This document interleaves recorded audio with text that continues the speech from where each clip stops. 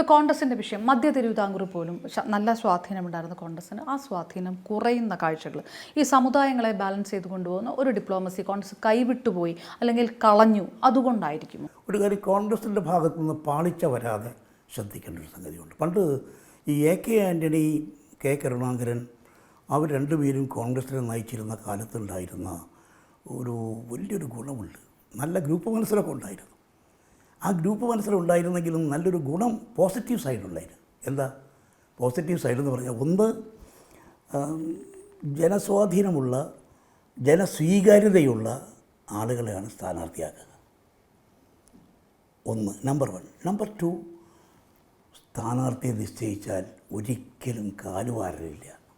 Social balance ഈ ആൻ്റണി കരുണാകരൻ ആ കാലത്ത്, ടീമിൻ്റെ കാലത്ത് സോഷ്യൽ ബാലൻസ് കൃത്യമായി പാലിച്ചിരുന്നു. അതൊരു വലിയൊരു പാഠമാണ്, എക്കാലത്തെയും തലമുറകൾക്കൊരു പാഠമാണ്. ഈ കഴിഞ്ഞ തെരഞ്ഞെടുപ്പ് കാലത്തെല്ലാം കോൺഗ്രസിൽ നിന്ന് BJPയിലേക്ക് പോയവരടക്കം പറഞ്ഞ ചില പോയിൻ്റ് ഉണ്ട്. അതാണ് ശ്രീ VM സുധീരനെ പോലെയുള്ള ഒരു മുതിർന്ന കോൺഗ്രസ് നേതാവ് ഇങ്ങോട്ട് പറയുന്നത്. പഴയ കാലത്ത് എന്തുണ്ടായിരുന്നു, ഇപ്പോഴതില്ല എന്ന് പറഞ്ഞിട്ടാണ് പലരും പടിയിറങ്ങിപ്പോയിരിക്കുന്നത്. അതിനകത്ത് സോഷ്യൽ ബാലൻസിങ് ഇല്ല എന്ന് പറയുന്നു, ജനങ്ങൾക്ക് സ്വീകാര്യനായ സ്ഥാനാർത്ഥിയെ അല്ല നിർത്തിയെന്ന് പറയുന്നു, കാലുവാരി തോൽപ്പിച്ചു, ഇതും പറയുകയുണ്ടായി. അപ്പോൾ അത് ഈ 3 വിഷയങ്ങളിൽ ഇപ്പോൾ ശ്രദ്ധ കൊടുക്കുന്നില്ല എന്നാണ്. അതല്ല, ഇതൊക്കെ നമ്മുടെ മുന്നിൽ, ഈ തലമുറയുടെ മുന്നിലൊരു പാഠമാണ്. എക്കാലത്തും നമുക്ക് അനുവർത്തിക്കേണ്ട ഉൾക്കൊള്ളേണ്ട ഒരു പാഠമാണ്.